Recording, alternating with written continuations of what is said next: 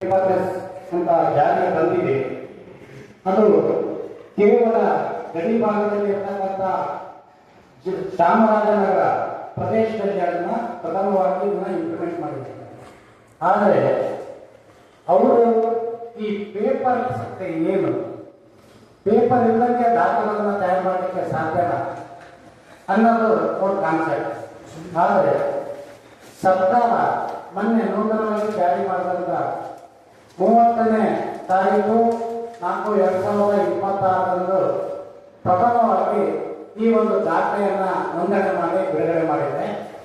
ಈ ದಾಖಲೆಯಲ್ಲಿ ಯಾವುದೇ ವ್ಯಕ್ತಿಯ ಸಹಿ ಇರುವುದಿಲ್ಲ. ಮೊದಲನೇ ಕೊಟ್ಟೋದಾಗಿರಲಿ ತೆಗೆದುಕೊಳ್ಳೋದಾಗಿರಲಿ. ಇನ್ನು ಎರಡನೇದಾಗಿ ಹೇಳಬೇಕಪ್ಪ ಅಂದರೆ ಈ ಪೇಪರ್ನಲ್ಲಿ ಡಿಜಿಟಲೀಕರಣ ಅಂತ ಹೇಳ್ತಾರೆ. ಬರೇ OTP ಮೇಲೇನೆ ಕೆಲಸ ಮಾಡೋದಕ್ಕೆ ಸಾಧ್ಯನಾ? ಎಷ್ಟು ಜನ OTP ಕನ್ಫರ್ಮ್ ಮಾಡ್ಕೊಡ್ತಾರೆ? ಇಲ್ಲಿ ಯಾವುದೇ ವ್ಯಕ್ತಿಯ ಸಹಿ ಇರೋದು ಎರಡನೇದು. ಇನ್ನು ಮೂರನೇದು ಸರ್ಕಾರ ನೋಂದಣಿನ ಕಲೆಕ್ಟ್ ಮಾಡಿರೋ ಬಗ್ಗೆ ಸರ್ಟಿಫಿಕೇಟ್ ಇದೆ, ಅದಕ್ಕೂ ಡಿಜಿಟಲೀಕರಣ ಸಹಿ ಅಂತ ಹೇಳ್ತಾ ಇದ್ದಾರೆ. ನಾಲ್ಕನೇದು ವ್ಯಕ್ತಿ ಆಧಾರದ OTP ಕನ್ಫರ್ಮ್ ಮಾಡಿದಾಗ ಆಧಾರ್ ಕಾರ್ಡ್ಗಳನ್ನು ಸುಮಾರು 10 ವರ್ಷ 15 ವರ್ಷ 20 ವರ್ಷ ಕೆಳಗಿನ ಫೋಟೋ ಇದ್ದರೆ ಅದೇ ಫೋಟೋನೇ ಪ್ಲಸ್ ಆಗ್ತದೆ. ಅವರು ಈಗಿರ್ತಕ್ಕಂಥ ವ್ಯವಸ್ಥೆ ಏನು, ಯಾವ ರೂಪದಲ್ಲಿ ಇರೋದಂದ್ರೆ ಚಾರ್ಜ್ ಇರ್ತಕ್ಕಂಥ ಫೋಟೋ ಬರೋದಿಲ್ಲ. ಎರಡನೇ ಆಮೇಲೆ ಇನ್ನೊಂದು ಏನಪ್ಪ ಅಂದರೆ ಯಾರೇ ಸಾಕ್ಷಿದಾರರ ಒಂದು ಸಹಿ ಕೂಡ ಇರೋದಿಲ್ಲ. ಸಾಕ್ಷಿದಾರರ ಸಹಿ ಕೂಡ ಇರೋದಿಲ್ಲ. ಇದು ಕೂಡ ಡಿಜಿಟಲೀಕರಣ ಅಂತ ಮಾಡ್ತಾ ಇದ್ದಾರೆ. ಹಾಗಾದ್ರೆ ಇದೆಲ್ಲ ಆದ್ಮೇಲೆ ಸರ್ಕಾರ ಇದೊಂದು ನೋಂದಣಿ ಆಗಿದೆ ಈ ಪತ್ರ ಅಂತ ಒಂದು ಘೋಷಣೆ ಮಾಡಿ ಇದಕ್ಕೊಂದು ರಾಜಮುದ್ರೆಯನ್ನ ಕೆಳಗಡೆ ಹಾಕಿ ಕೊಡ್ತಾರೆ. ಆದರೆ ಇದು ಎಷ್ಟು ಮಟ್ಟಿಗೆ ಭೌತಿಕವಾಗಿ ಅಸಲು ದಾಖಲೆನಾ? ಅಸಲು ದಾಖಲೆ ನಿಮ್ಗೆ ಏನಾದರೂ ಗೊತ್ತಾಗುತ್ತಾ ಇದೆ? ಈ ದಾಖಲೆ ಸಬ್ಮಿಷನ್ ಕಚೇರಿಯಲ್ಲಿ ನೇರವಾಗಿ ಖರೀದಿ ಮಾಡಿರ್ತಕ್ಕಂಥವರಿಗೆ ಕೊಡೋದಿಲ್ಲ.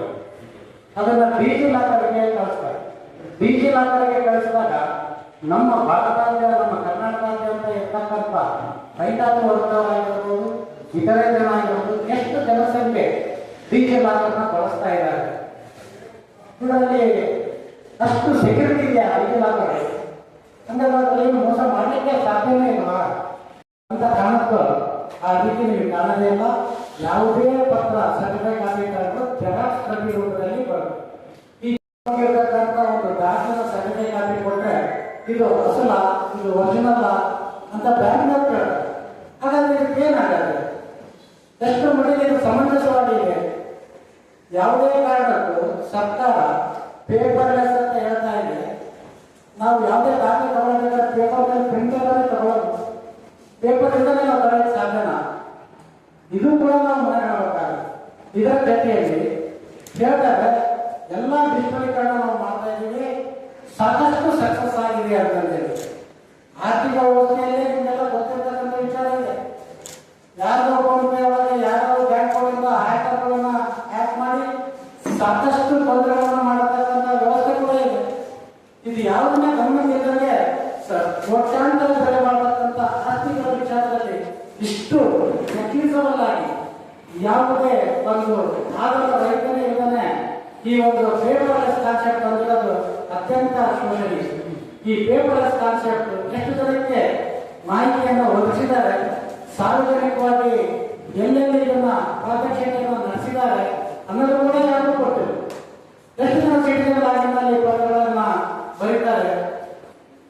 ಇದೆಲ್ಲದನ್ನು ಮಾಧ್ಯಮದ ಮುಖಾಂತರ ಸಾರ್ವಜನಿಕರಿಗೆ ಆಗ್ತಕ್ಕಂಥ ತೊಂದರೆಗಳು, ನಮ್ಮ ಆಸ್ತಿಯ ಒಂದು ನಿಖರತೆ ಮತ್ತು ಭೌತಿಕತೆ ಹಾಗೂ ಅಸಲು ಪತ್ರ ಅನ್ನದೇ ಇವರು ಕರ್ನಾಟಕ ಮತ್ತು ಮಂಡಲ ಕಾಯ್ದೆ ಇಲಾಖೆಯ ವಕೀಲ ಮಾಡತಕ್ಕಂಥದ್ದು ಎಷ್ಟು ಸಮಂಜಸ? ಹಾಗಾಗಿ ಮುಂದಿನ ದಿನಗಳಲ್ಲಿ ಪತ್ರದ ಅವಶ್ಯಕತೆ ಇಲ್ವಾ? ಮತ್ತೆ ಯಾವ ರೀತಿ ದಾಖಲೆಗಳನ್ನ ಬರೀಬೇಕು, ಯಾವ ರೀತಿ ದಾಖಲೆಗಳನ್ನು ಸರ್ಕಾರದಿಂದ ಒರಿಜಿನಲ್ ಅಂದ್ರೆ ಅಸಲು ಅಂತ ನಾವು ದೃಢೀಕರಿಸಬೇಕು.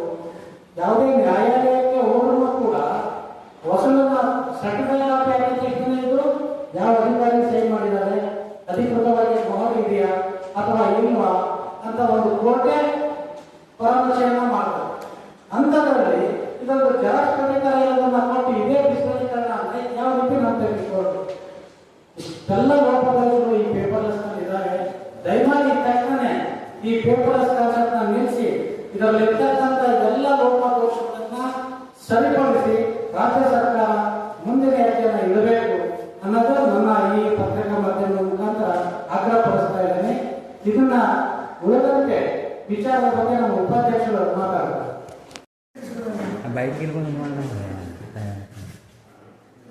ಹಾಗೂ ತಲೆಯಂತಹ ಡಿ.ಆರ್. ಗಿರಿರಾಜನ್ ಹಾಗೂ ಇನ್ನೊಬ್ಬ ಸಹಕಾರದಲ್ಲಿ ಕೃಷ್ಣಮೂರ್ತಿ ಹಾಗೂ ಸಂಚಾಲಕರಾದಂತಹ ರಾಜಶೇಖರ್ ಕೆ.ಎಸ್. ಅವರು ಹಾಜರಾಗಿದ್ದಾರೆ.